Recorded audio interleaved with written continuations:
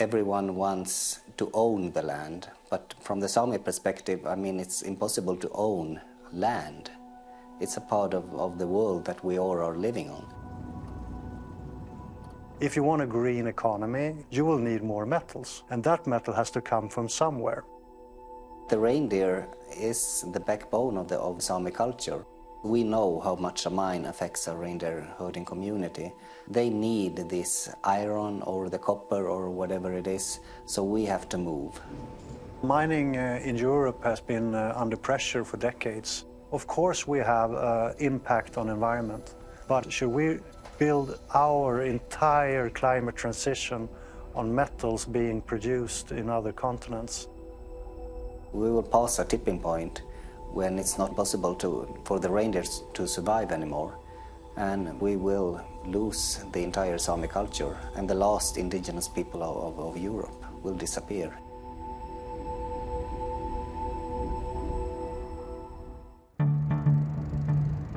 This is Europe's largest copper mine located in northern Sweden.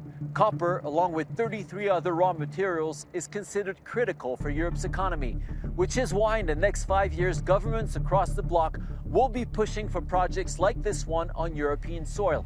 I've come here to see what this means for the mining industry, for local communities, and for Europe's future.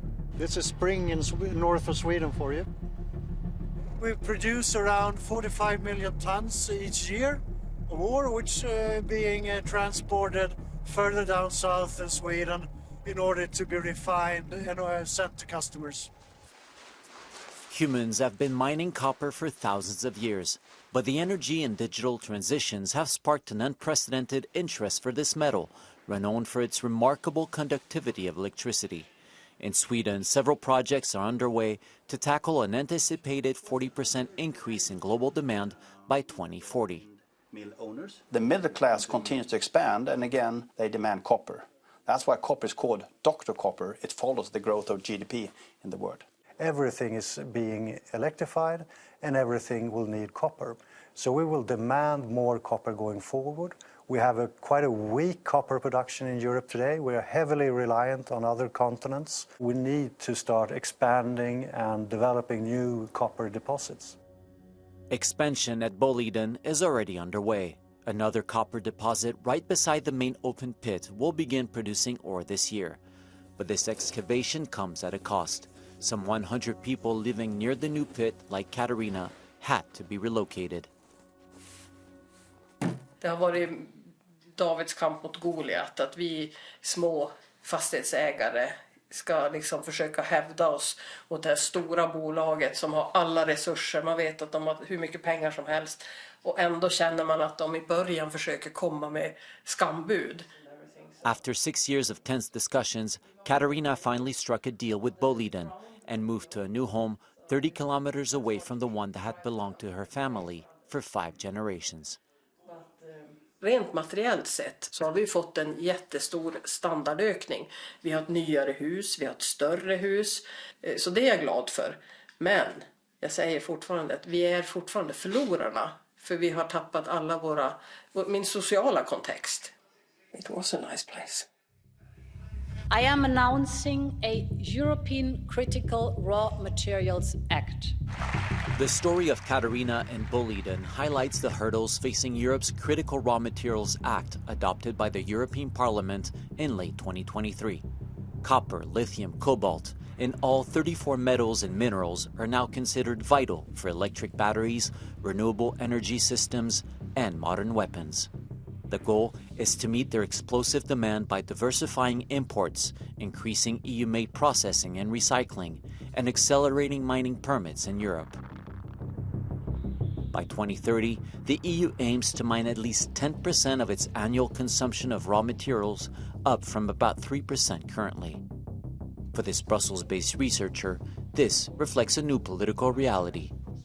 This is very ambitious, and it might be challenging to achieve this in practice, especially given that most of the studies, most available studies, they cite 10 to 15 years as the amount of time required to basically start the operation of a new mine. I think that the war in Ukraine shaked things here in Brussels, and we realized that basically depending on any country or a region for our raw material supplies, it could entail risks for Europe in the future. Every shape on this map represents a deposit of critical raw materials, and new geological studies could reveal even more. But for each new mine, local resistance is likely to arise. I think it's very possible that we will see some local opposition when it comes to opening a new mine. The environmental impacts of mining depend very much on the local environment, whether, for example, there are abundant water resources, whether the mine is closer to a forest or to an area with high biodiversity. So there are impacts, we know this, but at the same time, our consumption patterns haven't changed. In fact, if you look into demand for raw materials, it has even increased in recent years. So there is a trade-off here.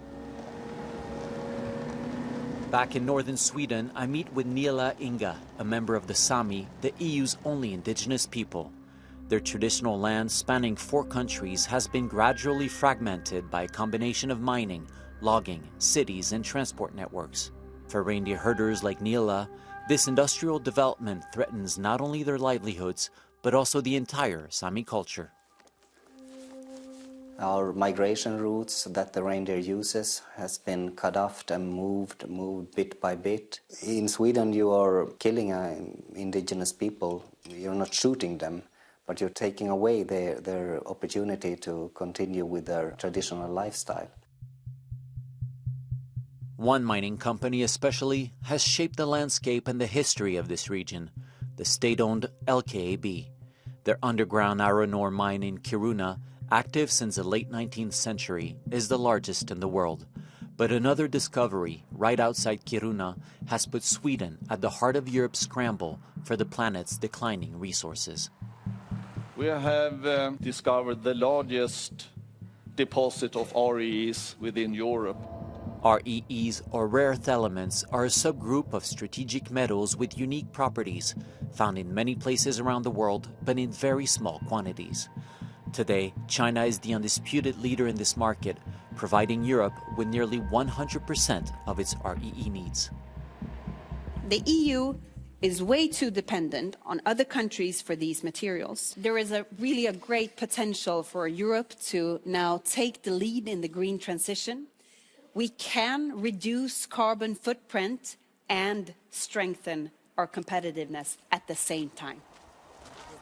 Not everyone in Kiruna is swayed by this argument. Karin, a local Sami, suspects LKAB of using the so-called green transition to further encroach on Sami land. Det är grön kolonialism. Man skönmålar alltså landgrabbing. Det är en järnmalmsfyndighet.